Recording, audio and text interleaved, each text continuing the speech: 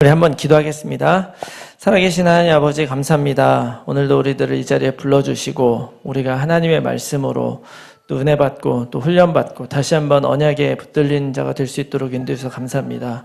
이 시간에 우리가 새 생명 새 생활을 통해서 제자로 또 증인으로 새롭게 더 힘을 얻기 원합니다. 이 시간 하나님의 말씀 속에 있는 그 하나님의 뜻을 발견하게 하시고 또 우리가 정말 큰 기쁨을 얻는 시간 될 수 있도록 도와주시옵소서. 감사드리며 예수 그리스도의 이름으로 기도합니다. 아멘. 네.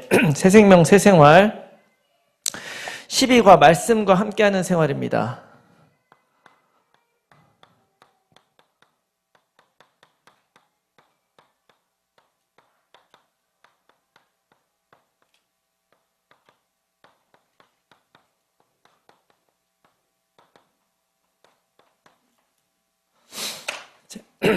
여러분들은 평소에 무엇과 함께 생활하십니까?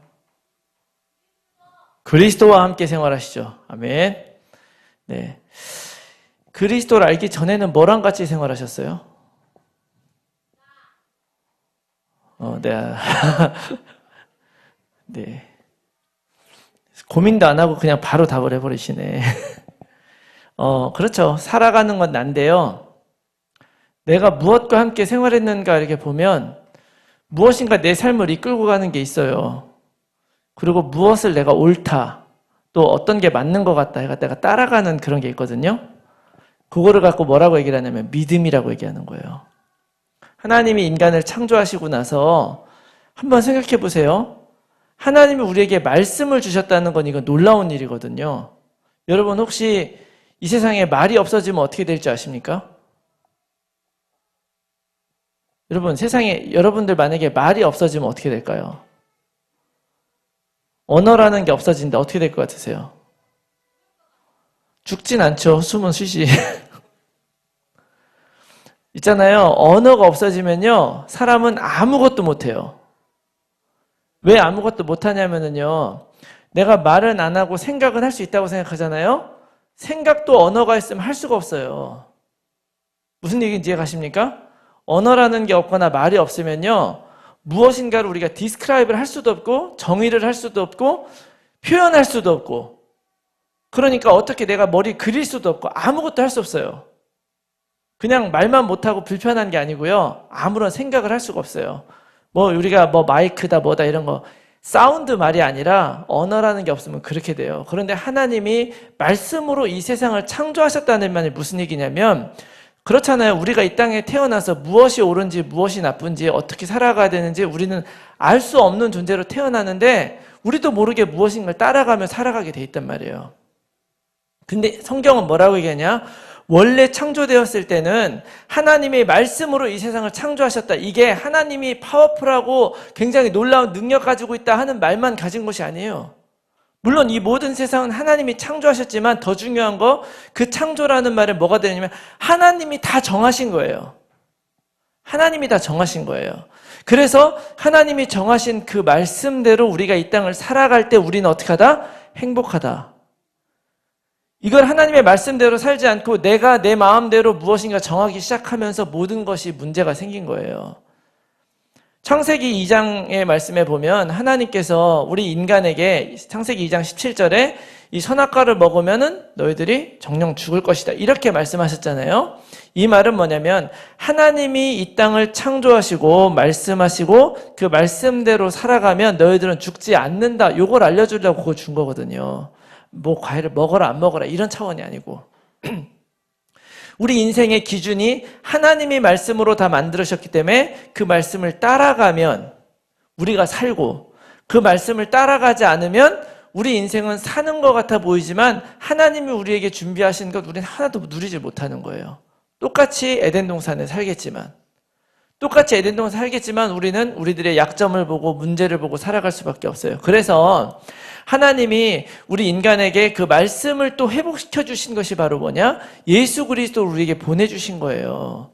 우리가 예수 그리스도 믿으면 하나님의 말씀이 회복되는 줄 믿으시기 바랍니다.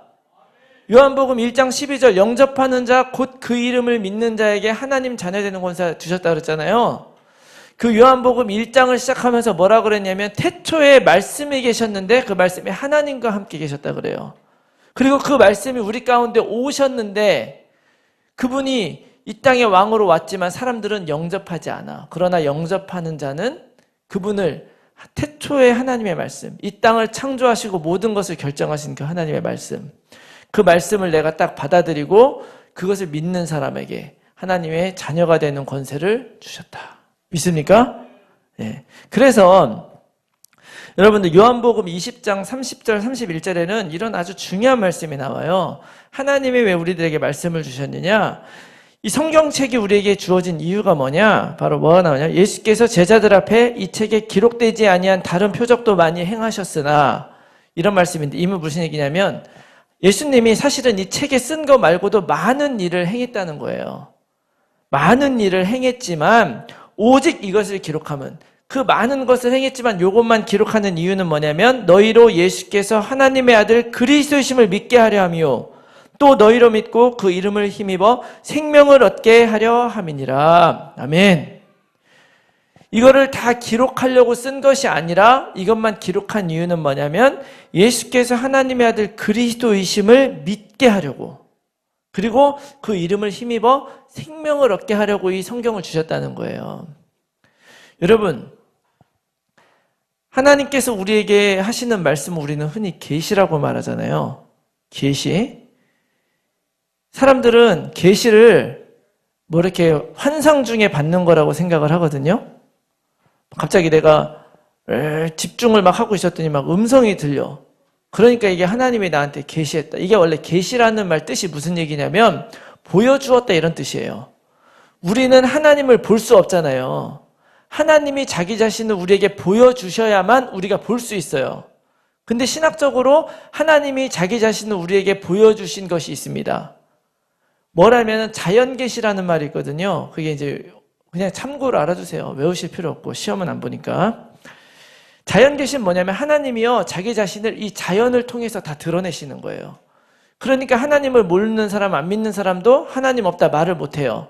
왜냐하면 이 1년 사시사철이 다 저절로 움직이고 1년 365일이 돌아가고 이러는 게 저절로 되는 것 같잖아요. 생각해보면 뭔가 하나 조금만 1초만 바뀌어도 뭔가 100만 년 후에는 지금 여름이 겨울이 돼 있어야 되는데 그런 일은 절대 일어나지 않죠. 사람이 하는 거 아니잖아요. 어떻게 이게 이렇게 될 수가 있느냐. 많은 변수들이 있고 해마다 다른데도 불구하고 이게 어떻게 움직이지 않느냐. 이게 하나님이 하시는 거죠. 그래서 이 자연을 보면 우리는 하나님을 알 수밖에 없다. 그런데 또 하나 하나님이 자기 자신을 보여주신 방법이 있어요. 그게 뭐냐면 특별 계시. 따라보세요. 특별 계시. 이 말만 들으니까 특별 계시하니까 뭔가 이렇게 느껴지죠. 하나님이 특별히 나한테 음성으로 들려주는 것 같지만 하나님이 자기 자신을 특별히 보여주신 것이 바로 하나님의 말씀 성경입니다. 아멘. 그러니까 이 예전부터 이 특별 계시라고 해서 막 기도하다가 하나님 음성 듣는 사람들이 있었어요. 그 사람들이 그거 따라가다가 신비주의 된 거죠. 그리고 그거 따라가다가 아이러니하게도 그 하나님의 음성 들으며 따라가다가 아이러니하게 빠진 게 뭐냐면 자유주의 신학으로 빠진 거예요. 자유주의 신학이 그런 거죠. 성경이 뭐가 중요해. 나한테 직접 얘기하셨는데. 이래서 내가 들은 대로 마음대로 하는 거예요. 그래서 하나님은 이 하나님의 말씀을 우리에게 기록된 말씀으로 주신 이유가 뭐냐면 이것으로 변하지 않는 하나님의 말씀, 우리가 옛날부터 미래 앞으로 우리 인생을 전부 걸어도 이거 절대 변하지 않고 하나님은 동일하게 역사하겠다는 약속으로 우리에게 주신 말씀이 바로 이 하나님의 말씀, 신약과 구약인 줄 여러분 믿으시기 바랍니다. 그 구약을, 이 성경책을 쓴 이유가 방금 전에 제가 요한복음 20장 31절 너희로 이것을 통해서 예수가 하나님의 아들 그리스도이신 것을 믿게 하려고요. 왜 이것을 믿어야 됩니까? 이것을 믿지 않으면 우린 다른 것을 믿습니다. 우리를 구원해 줄 것이 그리스도가 아니라 세상의 돈이요 아니면 다른 여러 가지 나의 형편이고 성공이고 이런 게 날 구원해 줄 거라고 믿어요. 우리가 하나님 알기도 전부터 사실은 그것이 내 구원인 줄 알고 우린 다 믿고 살았단 말이에요. 그래가지고 우리가 사실 이 모양 이 꼴로 살고 있는 거고 돈이 있어도 시달리고 성공을 했어도 시달리고 기쁨이 있는 것 같지만 기쁨이 영원히 하지 않는 인생을 살고 있었음에도 불구하고 우리가 다시 하나님 만나고 나서도 그런 인생을 사는 사람이 많이 있거든요. 근데 하나님은 정확하게 말씀하시죠. 이 성경 우리에게 쓴 이유는 뭐냐면 너희들이 믿고 있는 그것이 너의 인생의 해답이 아니고 예수가 그리스도라는 것이 네 인생의 해답이다. 그리고 그 이름을 힘입어서 생명을 얻는 것입니다. 아멘. 자, 그러면 생명을 어떻게 얻느냐? 여러분, 사람은 생명을 어떻게 얻습니까? 신앙적인 답 말고 상식적인 답을 한번 얘기해 보세요. 사람은 생명을 어떻게 얻습니까? 몰라요? 혹시? 밥을 먹어야 되잖아요. 먹어야 됩니다.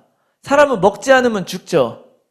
물이든지 밥이든지 먹어야 우리는 살게 돼 있는 게 인간이에요. 인간의 생명은 먹는 거에서부터 나오죠.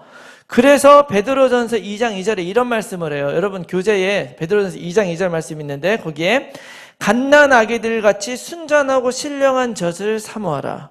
그로 말미암아 너희로 구원에 이르도록 자라게 하려 함이니라. 어린아이는요, 젖을 먹어야 살잖아요.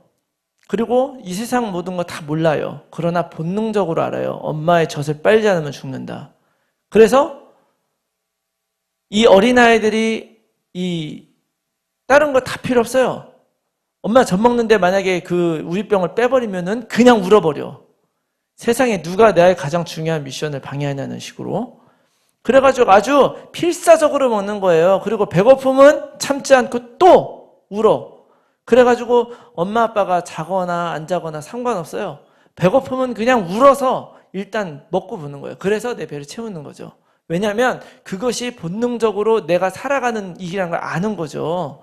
사람도 마찬가지예요. 그래서 우리는 본능적으로 먹어야 살게끔 돼 있기 때문에 사단이 거기에다가 먼저 탁 시험을 한 거죠. 예수님 시험을 할 때. 배고픈 상황에서 너 돌로 떡 만들어 봐라. 그런데 이 말씀 베드로전서 2장 2절에 오늘 이렇게 얘기하잖아요. 이것이 우리가 이 성경 말씀을 대하는 자세가 되어야 되는 거죠. 어린아이들처럼 이거 아니면 다른 거 뭐 복잡하게 생각할 필요 없고 그냥 배고프면 내 영혼이 죽을 것 같으면 뭐를 찾으라는 거예요? 엄마의 젖을 찾듯이 하나님의 말씀을 사모하라는 이 말이죠. 그 말씀을 찾을 때 우리의 인생을 창조하시고 지금도 함께 하신 하나님께서 우리의 인생을 바르게 인도하실 줄로 믿습니다. 아멘. 그래서 이 성경은 하나님이 우리에게 살라고 만들어주신 방법이에요. 예수 그리스도 오늘 아침에 우리가 얼마나 중요한 해답인지 다시 한번 붙잡았잖아요. 이 성경이 바로 그것에 대해서 많은 방법으로 얘기를 하고 있는 거예요. 왜 성경은 66권이잖아요.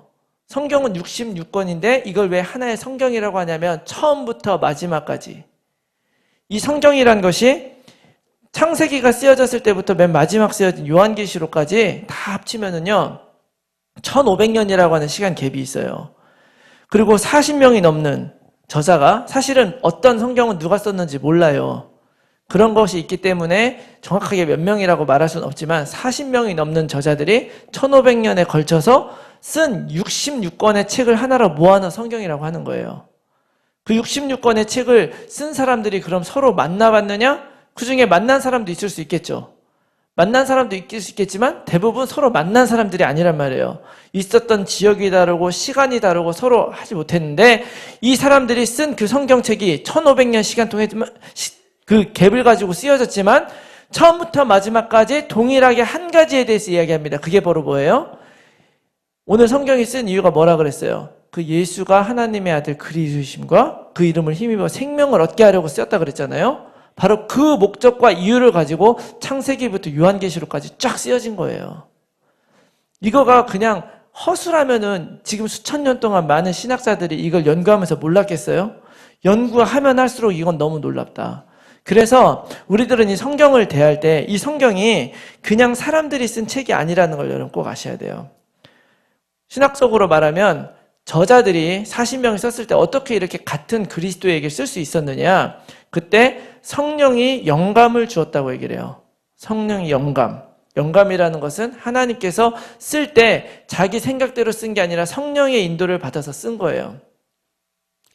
그렇게 똑같이 쓴 사람들에게는 하나님이 영감을 부어주셨던 것처럼 이 성경을 읽는 사람들에게 하나님이 똑같이 어떤 빛을 비춰주시거든요. 그걸 조명이라고 얘기를 해요. 그래서 우리가 읽을 때도 성령을 의지해서 우리가 기도하면서 읽으면 하나님께서 이 성경을 단 한 권의 책이지만 이 세상에 수없이 많은 사람들의 삶, 각자 삶에 하나님이 정확하게 인도받을 수 있도록 우리를 비춰주신다. 여러분 이 사실 믿으시기 바랍니다. 그런 것을 믿으면서 우리가 성경을 읽을 때 우리가 마땅히 가져야 될 자세가 바로 뭐냐면 이것이 나를 살리는구나. 이걸 알아야 돼요. 예수님이 마지막 만찬 때 자기 자신을 몸을 주면서 이건 받아 먹어라. 이거는 내가 너희를 위해 주는 떡이라고 얘기하잖아요. 예수님이 왜 자기 자신을 떡으로 주셨을까요? 왜 이것을 행하여 나를 기념하라고 했을까요? 우리는 살면서 내 인생의 생명이 다른 거라고 생각해요. 예수 그리스도가 복을 줘서 그 복을 가지고 사는 게 내 생명이라고 생각한단 말이에요. 그런데 우리가 지난주 메시지 그것이 아니라 예수 그리스도가 복이라고 했잖아요. 내가 예수 그리스도를 먹을 때 그 예수 그리스도가 나의 생명이 되는 줄 믿습니다. 이걸 기억하라는 거예요. 예수 그리스도가 먹을 때 예수 그리스도의 죽은 십자가가 나를 살리는 십자가라는 걸 기억하라는 이 말입니다. 그래서 여러분들이 이 성경은 우리들을 살리는 영혼의 양식이다. 마태복음 4장 4절에는 사람이 떡으로만 살 것이 아니고 하나님의 입으로 나오는 모든 말씀으로 살 것이라. 신명기에 있는 8장 13절 말씀을 인용해가지고 예수님이 사단을 쫓아낼 때 이 말씀하셨잖아요. 우리는 배가 부르면 살 것 같지만 그렇지 않아요. 배가 부르면 사는 게 아니라 배가 부르면 조금 있으면 배고파져요. 진짜 우리가 항상 배부르게 사는 것은 내 육신의 배부름이 아니라 배가 고프거나 안 고프거나 상관없이 내 인생이 무엇을 위해 살아가느냐를 발견했을 때 배부른 것입니다. 하나님은 우리 인생을 창조하고 그렇게 우리 인도하시는 믿습니다. 무엇을 통해서? 하나님의 말씀인 성경을 통해서. 그래서 오늘 여러분들 꼭 고백하시기 바라요. 성경은 하나님의 말씀이다. 따라해 봅시다. 성경은 하나님의 말씀이다. 더 놀라운 거는 이사야서 34장 16절 말씀 보면 너희는 여호와의 책에서 찾아 읽어보라. 이것들 가운데서 빠진 것이 하나도 없고 제짝이 없는 것이 없으리니 이는 여호와의 입이 이를 명령하셨고 그의 영이 이것들을 모으셨음이라. 이런 말씀이 있어요. 하나님의 말씀 66권 어떤 사람은 이 사람들이 쓴 거고 다 이런 거 아니냐 얘기하지만 이 안에 정말 놀랍도록 많이 우리의 인생에서 적어도 제가 지금까지 인생을 한 40여 년? 몇 년이라고 말하면은 40여 년 살아왔는데요. 제가 성경을 알고 이 성경 안에서 내 인생에서 커버되지 않는 말씀을 본 적이 없습니다. 하나님은 완벽하게 이 말씀 속에서 우리 인생을 인도하는 줄 믿으시고 목사님의 설교를 왜 우리가 듣고 따라갑니까? 그 목사님의 설교가 사람의 말이 아니라 이 성경이 우리에게 하는 말씀을 여러분들에게 해서 풀어주는 거기 때문에 여러분들이 따르는 거예요. 여러분 그걸 꼭 기억해야 됩니다. 그래서 여러분들이 이 하나님의 말씀을 나의 인생을 위한 하나님의 뜻이고 하나님의 방법이다. 꼭 붙드시고 이 성경 말씀에 있어서는 절대 순종하시기 바랍니다. 아멘. 절대 순종하려면 성경을 많이 좀 알아야 되죠. 그래서 오늘 간단하게 성경이 과연 이 66권인데 도대체 어떻게 쓰여진 거냐. 우리가 이제 좀 이렇게 다락방에 있다 보면은 구원의 길만 하다 보니까 우리가 보는 성경이 좀 제한되어 있어요. 성경이 도대체 어떻게 되어 있는지 모르는 경우도 많이 있고, 그래서 오늘은 잠깐 제가 이 성경에 대해 설명을 좀 드릴게요. 자, 구약은 몇 권입니까? 외우기 쉬워요. 39, 27. 9구단으로 39. 그 다음에 신약 27. 구약이요, 그냥 있는 게 아니고 구약에도 이 구약에 있는 책들이 종류가 다 있어요. 제일 처음에 나오는 창세기, 출애굽기, 레위기, 민수기, 신명기. 요거를 뭐라고 불렀냐면 모세오경이라고 불러요. 다시 말하면 율법서라고도 하거든요. 이거는 모세가 쓴 5개 책이에요. 여기에서 천지를 창조하고 하나님께서 어떻게 이 시작을 하셨는가, 어떻게 이 사람이 하나님을 떠나갔는가, 어떻게 하나님이 사람을 선택하고 부르셨는가, 그거를 어떻게 다시 폼을 하셨는가. 그래서 창세기에는 천지를 창조한 얘기부터 창세기 3장, 6장, 11장 통해서 인간이 하나님을 떠난 사건이 나와요. 처음에 3장은 사단에게 속아서, 6장은 노아의 홍수, 11장은 바벨탑에서. 그렇게 딱 사람이 떠나고 난 다음에 창세기 12장에 가면 뭐가 나오냐? 하나님이 그때 그 당시에 하나님을 믿고 있었던 아브라함을 갈대아 우르라는 데서 불러냅니다. 그래서 아브라함이 거기서 나와서 가나안 땅으로 가요. 아브라함의 아들 누굽니까? 이삭. 이삭의 아들 누구예요? 몰라요? 야곱. 에서와 야곱인데 거기서 그 붉은 죽을 가지고 딜을 해가지고 야곱이 뺐죠. 그래가지고 야곱의 자식이 누구예요? 12명의 자식이 있는데 그 12명의 자식을 통해서 이스라엘 12지파가 형성이 된 거예요. 그 중에 요셉이 팔려가죠. 팔려가지고 애굽 땅에 가가지고 총리가 돼요. 총리가 되고 나중에 기근이 들어서 그 야곱하고 그 형제들이 다 애굽 땅으로 이사 가요. 이사 거기서 만나요. 그래가지고 요셉이 딱 죽어요. 거기까지 해서 창세기가 딱 끝나는 거예요. 그래서 이스라엘 백성이 애굽 땅에 살게 된 거예요. 그런데 그 요셉이 알지 못하는 왕이 일어나고 난 다음부터 이 이스라엘 백성이 이제 더 이상 존귀하게 여겨지는 게 아니라 그 땅의 하층민으로, 왜냐하면 이민자들이잖아요. 그래가지고 종처럼 노예처럼 살기 시작한 거예요. 그래서 이들을 하나님께서 불러내죠. 불러내서 요 모세오경 뒤에 역사서라는 것이 나오거든요. 역사서는 그 이후에 이스라엘 역사들을 쭉쭉쭉 얘기를 하는 거예요. 그래서 애굽 땅에서 나오는 그 이야기를 적은 것이 뭐예요? 출애굽기. 출애굽기가 나오죠. 애굽에서 나왔다. 그 다음에 출애굽기 다음에 뭐가 되는 거예요? 여호수아, 사사기. 여호수아는 그 출애굽을 해서 40년 한 다음에 가나안 땅을 들어가서 정복하는 이야기를 쓰고 적고 있어요. 여호수아 다음에 그 이스라엘 땅이 그 가나안 땅 들어갔잖아요. 그 당시에 그 이스라엘 백성이 자리 잡은 다음에 사사 시대가 열려요. 사사는 왕이 아니고 지도자예요. 여러분들 알고 있는 삼손, 뭐 온니엘, 드보라, 기드온, 뭐 이렇게 막 뭐 300명만 데려가서 용사 막 이런 거 있죠? 그다음에 삼손, 이런 사람들이 다 사사예요. 그 사람들의 스토리가 적혀 있는 것이 사사기. 사사기가 딱 끝나고 나서 이스라엘 백성들이 하나님에게 컴플레인해요. 어떻게 이런 일이란, 우리도 왕을 주세요. 다른 나라 왕이 있으니까 우리도 왕 좀 주세요. 라고 해가지고 왕이 이제 시요. 그때부터 시작된 게 이제 열왕기상하, 역대상하, 사무엘상하. 그래서 그 왕이 있어지고, 우리가 왕, 제사장, 선지자 이렇게 나오잖아요. 구약에 왕, 제사장, 선지자가 다 있었어요. 그래서 왕과 함께 그 제사장, 선지자가 같이 활동하는 거죠. 그렇게 해가지고 역대상하 이렇게 나오고, 그 열왕기상하, 역대상하, 사무엘상하, 요거는 이스라엘의 그 역사를 순차적으로 적은 게 아니라 같은 얘기를 따로따로 적는 거예요. 그래서 이스라엘 역사 쭉 얘기를 하는데, 이스라엘이 솔로몬이 왕이 되고, 그 다음에 다윗이 왕이 되고, 사울이 왕이 되고, 다윗이 왕이 되고, 그 다음에 솔로몬이 왕이 되는데, 이렇게 순서대로 간 다음에 솔로몬 다음에 나라가 두 개로 갈라집니다. 북이스라엘, 남유다 이렇게 갈라져요. 그래서 이 북이스라엘, 남유다가 갈라져가지고 서로 이렇게 쭉 가거든요. 가다가 북이스라엘이 망하고 그 다음에 남유다가 한 300년 정도 되다가 망해요. 이렇게 망한 다음에 포로기로 끌려가는 거예요. 그 사건을 적고 있는 스토리들이죠. 그런 다음에 그 끌려간 다음에 뭐가 있습니까? 역대상하, 그 다음에 뭐가 있죠? 그 다음에 뭐가, 에스라, 느헤미야, 에스더 이렇게 나오죠? 에스라, 느헤미야, 에스더는 그 끌려간 다음에 그 포로로 다시 귀환되어 있는, 그 에스더 같은 경우는 그 끌려가서 있었던 사건, 느헤미야와 에스라는 다시 돌아와가지고 다시 회복하는 그거를 적고 있는 게 그 책이에요. 이렇게 에스더까지 합쳐가지고 요거를 역사서 12권이라 그래요. 그 역사를 딱 적고 있어요. 요까지가 이 구약의 역사는 끝나요. 그런 다음에 나오는 게 욥기, 시편, 잠언, 전도서, 아가 이렇게 나오죠. 요거는 시문학이나 성문서라 그러는데, 다윗이나 어떤 여러 사람들이, 또 솔로몬이 또 이렇게 시를 적거나 어떤 산문을 적은 거예요. 그래서 그것을 쓴 것이 욥기, 시편, 잠언, 전도서, 아가. 그 다음에 욥기 같은 경우는 아브라함이랑 동시대 살았던 사람이거든요. 근데 욥이 의인인데 고난을 당해. 그래가지고 친구들하고 막 그 문제를 놓고 막 싸워요. 막 서로 막 논쟁을 한단 말이에요. 그거를 적은 게 욥기예요. 욥기 읽어보면 스토리는 몇 장 안 나오고 나머지는 이렇게 서로 디베이트 하는 게 많이 나와요.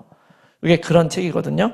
그게 딱 끝나고 나면 그 다음으로 시작되는 게 이제 선지자가 시작이 되는데, 이사야, 예레미야, 에가, 에스겔, 다니엘, 요거를 대선지서라고 부르거든요.